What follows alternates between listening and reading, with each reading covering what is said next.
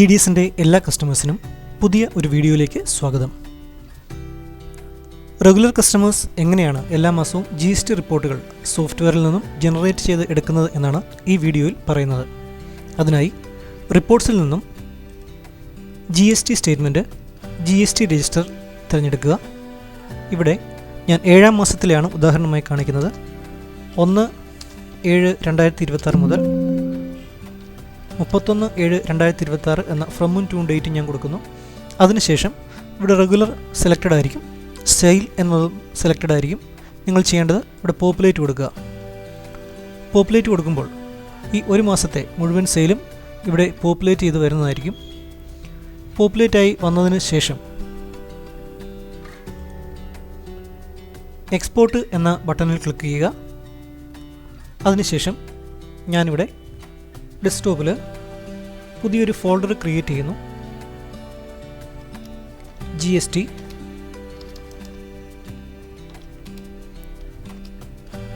July 2026 എന്ന folder create ചെയ്തതിന് ശേഷം ആ ഫോൾഡർ സെലക്ട് ചെയ്ത് അതിലേക്ക് സേവ് ചെയ്യുന്നു. അതിനുശേഷം ഇവിടെ സമ്മറി എന്ന ബട്ടൺ ക്ലിക്ക് ചെയ്യുന്നു. ഈ ചെക്ക് ബോക്സിൽ ടിക്ക് കൊടുത്തതിന് ശേഷം വീണ്ടും ഒരു തവണ കൂടി പോപ്പുലേറ്റ് ചെയ്യുന്നു. ഇവിടെ നമുക്ക് ഓരോ ദിവസത്തെയും സമ്മറൈസ് ചെയ്തിട്ടുള്ള സെയിൽസിൻ്റെ റിപ്പോർട്ട് ലഭിക്കുന്നതാണ്. ഇവിടെയും വീണ്ടും എക്സ്പോർട്ട് എന്ന ബട്ടണിൽ ക്ലിക്ക് ചെയ്യുക. അതിനുശേഷം നേരത്തെ ക്രിയേറ്റ് ചെയ്ത ആ ഫോൾഡറിലേക്ക് സെയിൽസ് സമ്മറിയും സേവ് ചെയ്യുന്നു. സമ്മറി സേവ് ആയതിനു ശേഷം ഒരു മെസ്സേജ് വരുന്നു, സക്സസ്ഫുള്ളി സേവ് ആയെന്നുള്ളത്. അത് നമ്മൾ ഓക്കെ കൊടുക്കുന്നു. വീണ്ടും സമ്മറി എന്ന ടിക്ക് കളഞ്ഞതിന് ശേഷം പർച്ചേസ് സെലക്ട് ചെയ്യുക.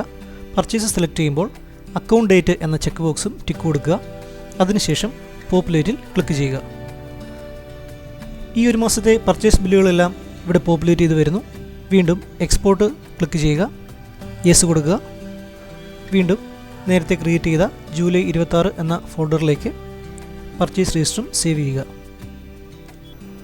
പർച്ചേസും എക്സ്പോർട്ട് ചെയ്തതിന് ശേഷം വീണ്ടും സെയിൽസിൽ ക്ലിക്ക് ചെയ്യുക. അതിനുശേഷം GSTR 1 എന്ന ഓപ്ഷൻ തിരഞ്ഞെടുക്കുക.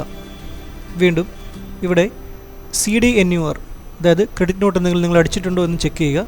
അതിനായിട്ട് ക്രെഡിറ്റ് നോട്ട് സെലക്ട് ചെയ്യുക. വീണ്ടും പോപ്പുലേറ്റ് ചെയ്യുക.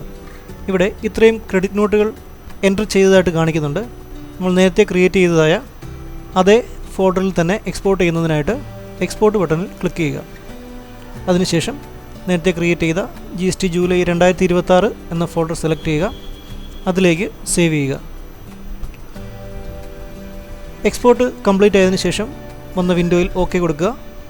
അതിനുശേഷം B2CS എന്ന ഓപ്ഷൻ തിരഞ്ഞെടുക്കുക. ഇവിടെ CDNUR എന്ന ഓപ്ഷനിൽ നമുക്ക് സെയിൽസ് റിട്ടേൺ അടിച്ചിട്ടുള്ളതുകൊണ്ട് B2C എടുക്കുന്ന സമയത്ത് എക്സ്ക്ലൂഡ് സെയിൽസ് റിട്ടേൺ എന്ന ഓപ്ഷൻ നിങ്ങൾ തിരഞ്ഞെടുക്കേണ്ടതാണ്. അതിനുശേഷം പോപ്പുലേറ്റ് ചെയ്യുക. പോപ്പുലേറ്റ് ചെയ്തിട്ട് വീണ്ടും എക്സ്പോർട്ട് എന്ന ബട്ടണിൽ ക്ലിക്ക് ചെയ്യുക. നേരത്തെ ക്രിയേറ്റ് ചെയ്ത അതേ ഫോൾഡർ തന്നെ സെലക്ട് ചെയ്ത് അതിൽ സേവ് ചെയ്യുക. അതിനുശേഷം എക്സംപ്റ്റഡ് എന്ന ഓപ്ഷൻ തിരഞ്ഞെടുക്കുക. വീണ്ടും പോപ്പുലേറ്റ് കൊടുക്കുക. അതിനുശേഷം എക്സ്പോർട്ട് എന്ന ബട്ടണിൽ ക്ലിക്ക് ചെയ്യുക. ക്രിയേറ്റ് ചെയ്ത ഫോൾഡറിൽ സേവ് ചെയ്യുക. അതിനുശേഷം വീണ്ടും HSN B2CS എന്ന ഓപ്ഷൻ സെലക്ട് ചെയ്യുക. ഇത് നമ്മൾ സെലക്ട് ചെയ്യുമ്പോൾ സെയിൽസ് റിട്ടേൺ ഉള്ളതുകൊണ്ട് സെയിൽസ് റിട്ടേണിൻ്റെ HSN സെപ്പറേറ്റ് എടുക്കുവാൻ വേണ്ടി ഇവിടെ എക്സ്ക്ലൂഡ് സെയിൽസ് റിട്ടേൺ എന്ന ഓപ്ഷനും കൂടി തിരഞ്ഞെടുത്തതിന് ശേഷം പോപ്പുലേറ്റ് ചെയ്യുക. ഇപ്പോൾ ഈ വന്നിരിക്കുന്ന അലേർട്ട് വിൻഡോയിലുള്ളത് ഒരു സെയിൽ പ്രോഡക്റ്റിന് HSN ഇല്ല എന്നുള്ളതാണ്. നമ്മൾ ഏസിൽ ക്ലിക്ക് ചെയ്യുമ്പോൾ ഏത് പ്രോഡക്റ്റിനാണോ HSN ഇല്ലാത്തത് ആ പ്രോഡക്റ്റ് ഒന്നിൽ കൂടുതലുണ്ടെങ്കിൽ അതിവിടെ ലിസ്റ്റ് ചെയ്ത് വരുന്നതായിരിക്കും. ഈ പ്രോഡക്റ്റിൻ്റെയും കൂടി HSN ആഡ് ചെയ്തതിന് ശേഷം മാത്രമേ നമുക്ക് HSNൻ്റെ റിപ്പോർട്ട് ലഭിക്കുകയുള്ളൂ.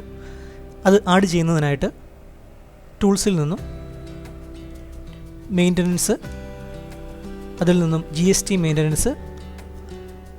മെയിൻ്റനൻസിലെ പ്രോഡക്റ്റ് HSN ലിങ്കിങ് എന്ന ഓപ്ഷൻ തിരഞ്ഞെടുക്കുക.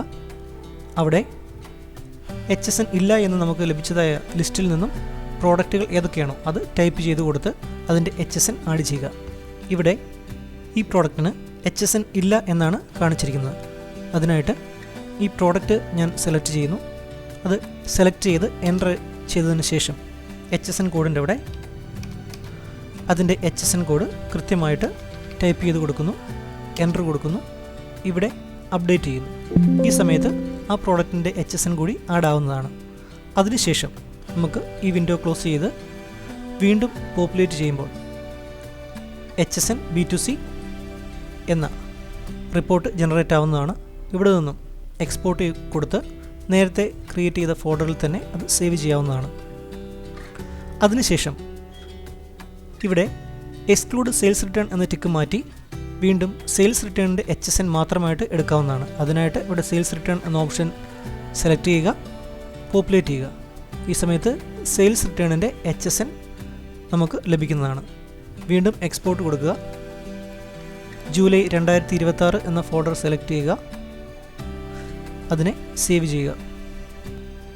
സെയിൽസ് റിട്ടേൺ ഒന്നും ഇല്ല എങ്കിൽ നിങ്ങൾ ഈ സെയിൽസ് റിട്ടേൺ HSN എന്ന റിപ്പോർട്ട് ജനറേറ്റ് ചെയ്യേണ്ട ആവശ്യമില്ല.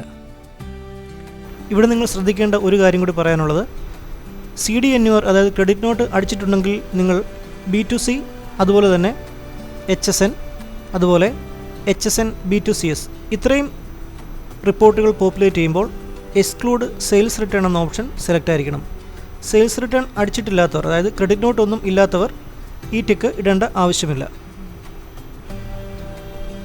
ഈ റിപ്പോർട്ടുകൾ എടുക്കുമ്പോൾ നിങ്ങൾ ശ്രദ്ധിക്കേണ്ട കാര്യം ഒരിക്കൽ കൂടി പറയാം. അതായത് ക്രെഡിറ്റ് നോട്ട് അടിച്ചിട്ടുണ്ടെങ്കിൽ, സെയിൽസ് റിട്ടേൺ എന്തെങ്കിലും അടിച്ചിട്ടുള്ളവർ B2CS അതുപോലെ തന്നെ എക്സംപ്റ്റഡ് HSN B2C ഇത്രയും റിപ്പോർട്ടുകൾ എടുക്കുമ്പോൾ എക്സ്ക്ലൂഡ് സെയിൽസ് റിട്ടേൺ എന്ന ഓപ്ഷൻ സെലക്ട് ചെയ്തിട്ട് വേണം എടുക്കാൻ. സെയിൽസ് റിട്ടേൺ ഒന്നും അടിക്കാത്തവർ ബാക്കി റിപ്പോർട്ടുകൾ എടുക്കുമ്പോൾ എക്സ്ക്ലൂഡ് സെയിൽസ് റിട്ടേൺ എന്ന ഓപ്ഷൻ തിരഞ്ഞെടുക്കേണ്ട ആവശ്യമില്ല. അതിനുശേഷം ഇവിടെ ഡോക്സ് എന്നൊരു ഓപ്ഷനുണ്ട്, അതായത് നിങ്ങളുടെ ഡോക്യുമെൻറ്റ് ഡീറ്റെയിൽസ് ആണ്. ഇത് സെലക്ട് ചെയ്തിട്ട് പോപ്പുലേറ്റ് കൊടുക്കുക.